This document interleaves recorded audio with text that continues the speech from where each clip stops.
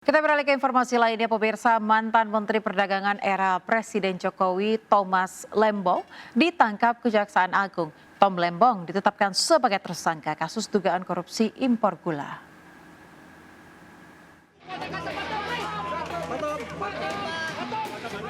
Thomas Lembong, mantan Menteri Perdagangan era Presiden Joko Widodo, ditahan Kejaksaan Agung.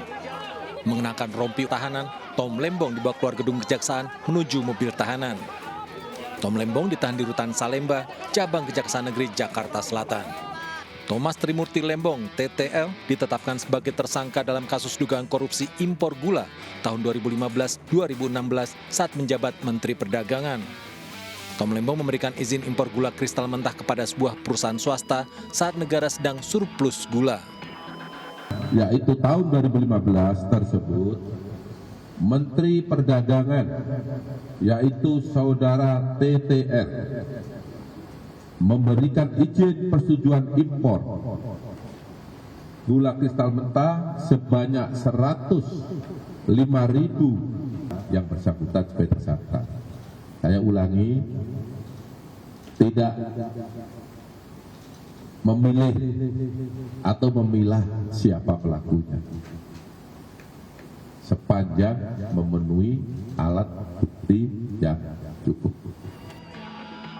Kejagung menetapkan 2 tersangka dalam kasus ini. Selain Tom Lembong, tersangka lain adalah CS, Direktur Pengembangan Bisnis PT PPI. Penyelidikan kasus ini telah dimulai Oktober 2023 dengan memeriksa 90 orang saksi dan ahli. Kejaksaan Agung menyatakan akibat korupsi impor gula ini, kerugian negara mencapai 400 miliar rupiah. Dari Jakarta, Irfan Hadiansyah, Wildan Aulia, iNews melaporkan. Sementara itu, pemirsa, Kejagung mengusut aliran dana korupsi impor gula terhadap Thomas Lembong. Pengusutan akan didalami kepada pihak-pihak yang akan dipanggil ke Kejagung, termasuk sejumlah perusahaan terkait. Ada karakteristik yang dimiliki oleh perkara itu. Tidak bisa disamakan satu perkara dengan perkara yang lain.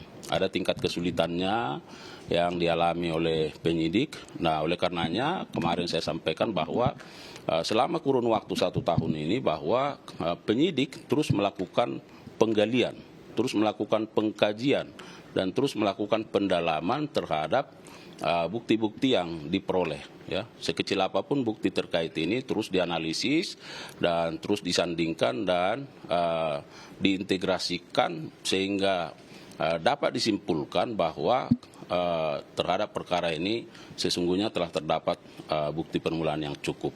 Terkait dengan pemeriksaan yang bersangkutan sejak kurun waktu 2023 sudah 3 kali diperiksa sebagai saksi. Dan kemarin tentu beliau dipanggil, yang bersangkutan dipanggil sebagai saksi, dan setelah dilakukan pemeriksaan sebagai saksi, penyidik melakukan ekspos gelar perkara, kemudian menetapkan yang bersangkutan sebagai tersangka.